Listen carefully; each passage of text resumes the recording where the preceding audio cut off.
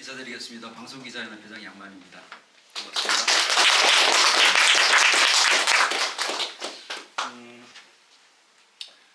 이번 180일에 이달의 방송기자상 시상식은 지난달하고 다른 점이 하나 있는데요. 이달의 방송기자상은 방송기자연합회에 소속된 기자들만의 평가는 아니고 방송 저널리즘에 관심이 많고 연구해오고 계시는 한국방송학회의 학자, 교수님들을 모시고 함께 그 평가를 반영하고 있거든요. 방송학회의 새 학회장님이 취임을 하셨습니다. 전범수 학회장님인데 먼저 인사드리겠습니다. 안녕하십니까. 네, 이번부터 같이 심사에 참여해 주셨습니다. 이따 말씀을 듣기로 하고요. 이번 달 수상작을 보면 저도 옛날부터 많이 들었던 것 같은데 마약 수사할 때 엉뚱한 사람 잡아넣기도 하고 또 이렇게 이쪽에 이제 거래를 하면서 수사하는 수사 특성상 그런 문제가 생기기도 하는데 이번 보도 같은 경우는 국가의 정보기관이 직원이 관련돼 있다는 충격적인 내용을 담고 있고 이태원 참사 12,000쪽 수사기록 분석 같은 경우는 실제 기소된 내용과 다른 수사기록을 발굴해 내므로써 이게 과연 수사와 재판이 제대로 진행되고 있는 것인지에 대해 근본적인 질문을 던지고 있다고 생각합니다. 이 두 작품 모두 권력기관을 감시한다는 저널리즘의 책무를 잘 수행한 그런 작품이라고 생각하고요. 디지털 콘텐츠 부분은 참 우리의 숙제이긴 한데 디지털 혁신을 어떻게 진행할 것인가에 대한 고민이 반영된 그런 부분인데 최근에 수상작이 별로 없었습니다. 그런데 지난달과 이번 달에 수상작이 나왔고 한 분이 이제 두 달에 걸쳐서 수상을 하게 돼서 그 부분은 축하드리겠습니다. 그리고 지역 취재, 지역 기획 보도 부분의 경우에는 저널리즘이 봉사하는 유일한 대상인 시민, 시청자들을 위해서 그분들의 삶에 밀접한 부분에 우리 카메라 그리고 우리의 관심, 취재 역량을 투입한 그런 수작이라는 점에서 박수를 보내드리고 싶습니다.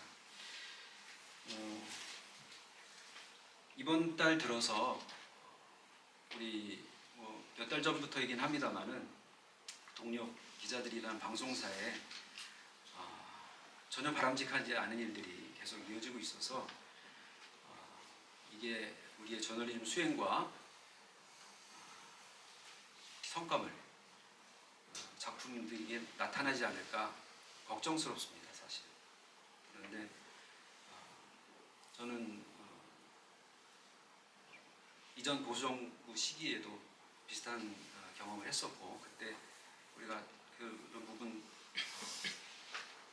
어려운 상황에서도 위축되거나 후퇴하지 않고 저널리즘에 진전이 있었다는 경험을 다시 한번 되새기면서 힘을 내서 우리 방송기자 동료들이 잘 해낼 것이라고 기대를 하고 응원한다는 말씀을 드리고 싶습니다. 제 인사 말씀은 이렇게 마치겠습니다. 고맙습니다.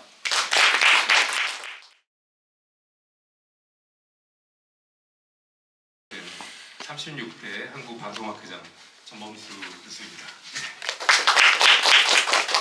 네, 제가 이번에 180일의 이달의 방송기자상 처음으로 참여를 했었고요. 그래서 저도 처음에 굉장히 고생을 많이 했습니다. 왜냐면 응모작도 많았고 이걸 일일이 보면서 평가를 한다는 게 굉장히 어려운 작업이다 이런 생각이 들었는데 그럼에도 불구하고 내용들이 너무 좋아서 사실 개인적으로 너무 좋았던 경험이고요. 또 양 회장님께 제가 그 말씀을 드렸습니다. 이렇게 선정작으로 선정된 작품들은 정말 연구 주제로도 삼아야 되고 더 활용을 많이 해야 되지 않을까 이런 생각이 들 정도로 좋은 작품이 많이 당선이 돼서 저도 개인적으로도 굉장히 기쁜 마음이 큽니다. 간단하게 심사평은 이제 자료에 있는 것처럼 여러분들이 보시면 이달의 방송기자상에는 모두 39편이 출품됐고요. 부문별로는 취재보도 부문 9편, 기획보도 11편, 디지털 컨텐츠 4편, 지역 취재보도 8편, 지역 기획보도 부문 7편 이렇게 나와서 치열한 경쟁을 펼쳤던 것 같습니다. 한 편 한 편 보는 과정에도 사실은 우열을 가릴 수 없을 정도로 굉장히 좋은 작품들이 많았다 이런 생각이 들고요. 취재보도 부문 수상작은 이제 KBS 국정원 정보원 마약 조작 사건 단독 보도가 선정됐는데요. 방금 양 회장님이 자세한 설명을 해주셨던 것 같고, 기획보도 부문 수상작인 MBC 이태원 참사 1년 1만 2천 쪽 수사기록 분석은 방대한 자료를 분석해서 이것을 또 영상으로 뉴스화한 작업에서 굉장히 좋은 평가를 받았던 것 같습니다. 디지털 콘텐츠 부분도 이제 앞으로 더 활성화돼야 될 분야라고 생각은 드는데 특히 주제가 좋았던 것 같습니다. SBS가 비급여 진료비 깐깐하게가 수상작으로 뽑혔는데 많은 사람들이 관심을 갖고 있는 주제를 바탕으로 이렇게 기사를 만들어낸 것이 좋은 평가를 받았다고 생각이 들고요. 지역 취재 보도 부문은 KBS 제주, 청정 제주 공공 하수 슬러지 처리의 민낯 연속 보도가 수상작으로 선정됐는데요. 세밀한 취재, 그다음에 정보 공개 정보를 통한 자료 분석, 그다음에 또 지역에 특화된 어떤 그런 소재 이런 것들이 잘 결합되지 않았나 생각이 듭니다. 마지막으로 지역 기획 보도 부문 수상작인 춘천 MBC 위험한 임업 현장 고령 비정규직의 비극은 그동안에 우리가 놓쳤었던 부분이죠. 이제 이런 임업 지역에서 좀 일하시는 분들의 어떤 여러 가지 현황과 사고의 원인 이런 것들을 구조적으로 잘 파헤쳤다는 좋은 평가를 받았던 것 같습니다. 그래서 모쪼록 이번에 수상하신 모든 분들에게 다시 한번 축하의 말씀드리고요.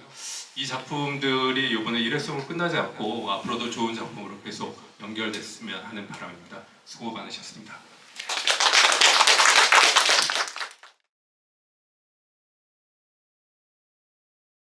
원래는 이제 얽혀있는 기관들이 많아서 취재할 때는 전화를 걸어야 할 곳이 많아서 일이 많다 이런 생각만 했는데 끝나고 나니까 되게 한국의 대표적인 권력 기관들이더라고요. 그래서 이제 개인이었으면은 아무도 못했을 그런 일을 기자로서 묻고 따지고 할 수 하면서 기자의 일에 대해서 한 번 더 배우는 시간이었고, 이렇게 깊이 있는 취재로 만들어 주신 거는 다 선배들 덕분이라고 생각을 하는데, 지금은 모두 헤어졌지만 노윤정 부장이셨던 노윤정 선배랑 표광호 선배, 하늘이 선배, 김혜영 선배까지 모두 이 수상의 영광을 돌리겠습니다. 감사합니다.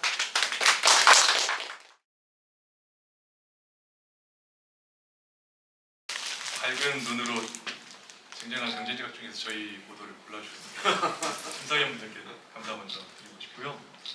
동료 기자들하고 또 특히 방송 기자들하고 언론학자분들이 주시는 상이라서 뜻이 깊은 것 같고요. 취재 후기에도 썼는데 사실 저희는 저는 세월호 취재를 경험했던 세대 기자입니다. 그래서 이태원 참사를 보면서도 그때처럼 이제 원인부터 해서 이후 진상 규명 과정까지 오랫동안 진통을 겪으면 안 된다. 언론인으로서 책임을 좀 느낀다는 생각이 있었고, 그래서 사실은 저희가 법조팀에서 데일리 취재할 때 이런 기획을 하는 건 사실 쉽지 않은 일인데 좀 의욕을 내서 가연일이라고 생각이 될 수도 있지만 더 취재를 했던 것 같습니다. 그래서 그 시간 동안 사실 이제 업무 부담이 과중한 가운데 또 추가된 업무를 주는데도 불구하고 열심히 해줬던 팀원들 덕분에 결과가 좋았던 것 같고요. 다만 아직도 진행형인 사안이라서 좀 이후에도 수상을 하고 끝이 아니라 정말로 그때 보도 이제 후반부에 보도했었지만 이제 경찰 수뇌부의 기소 문제라든지 책임 문제가 어떻게 진행되는지를 좀 지켜보고 저희도 후속 보도를 할 수 있으면 좋겠다는 생각을 하고 있습니다. 마지막으로 아까 양만희 회장님께서 말씀하셨지만 저희가 보도하는 도중에 동료 기자가 유사하게 다른 보도 때문에 압수수색을 당하고 검찰 수사 대상이 되는 좀 어려움이 있었고, 그래서 원하는 만큼 보도가 사실은 마무리가 좀 안 되는 측면도 있거든요. 그런 상황이 저희뿐만 아니라 앞으로 한동안 다른 이제 언론사에도 있을 거라는 생각이 들고, 지금 방금 말씀하셨던 것처럼 KBS도 좀 어려움을 겪고 있는 상황이기 때문에 그럴 때일수록 좀 연대와 그다음에 각자 기자로서의 어떤 일 열심히 하는 것, 그러니까 좋은 팩트를 찾아서 권력을 감시하는 것, 이 역할에 좀 충실하겠다는 생각을 다짐을 하는 자리가 됐습니다. 좀 많이 많은데 마지막으로 저희 이제 장모님하고 장인어른이 와 계시는데 저희가 이게 기록이 양이 많다 보니까 주말에 주로 좀 많이 이제 데일리 뉴스 하면서 사실 힘들지 않나요? 그러니까 주말에 이렇게 육아와 가사를 등한시하고 좀 기록을 봤는데 그때 많이 도움 주셔가지고 감사하다는 말씀 드립니다. 네, 감사합니다.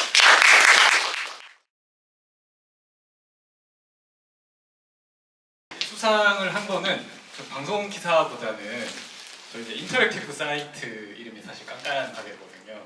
그래서 280만 건 데이터를 분석을 하고 이제 동네별로 이제 그 비급여 진료비 항목을 선택을 하면 이제 가격 비교를 할 수 있게끔 사이트를 만들었는데 다만 이제 저희가 방송에서는 이제 어디서 다운로드를 받을 수 있는지를 소개를 했는데 네, 여기서는 좀 안 나서 좀 아쉬워가지고 다시 한번 말씀을 드리고요. 지금 제가 있는 부서가 이제 디지털 뉴스 제작부라고 해서 좀 디지털 컨텐츠를 좀 자유롭게 할 수 있는 분위기입니다. 그래서 사실 비급여 진료비 아이템을 처음 기획을 했었던 거는 제 동기랑 이야기를 하던 중에 요즘 20, 30대 여성들이 가다실이 굉장히 관심이 많은데 가격이 너무 천차만별이 나서 좀 어려움을 겪는다라는 말을 듣고 데이터를 찾아서 이렇게 분석을 하고 컨텐츠까지 만들 수 있게 돼서 일단 동기한테도 되게 감사하고 또 지금 사이트 만드는데 한 6개월 정도 걸렸는데 그 시간 기다려 주시고 많은 조언을 주신 저희 정명원 부장과 심영보 선배께 다시 한 번 더 감사의 인사를 드립니다. 감사합니다.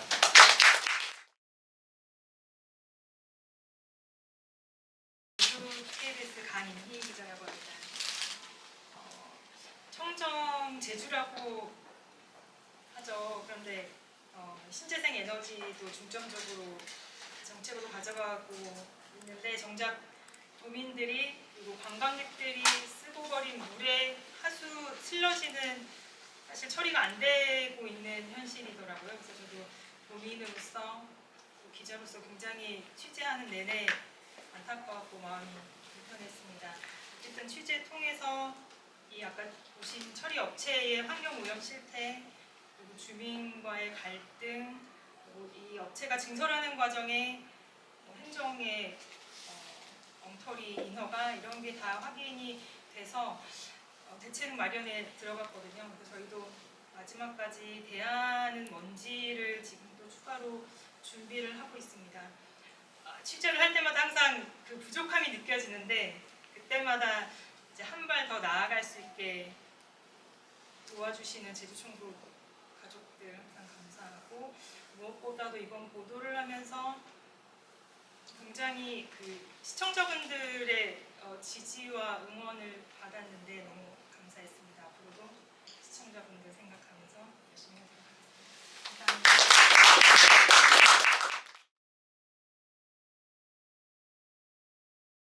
안녕하십니까. 인천 MBC 이승현이라고 합니다.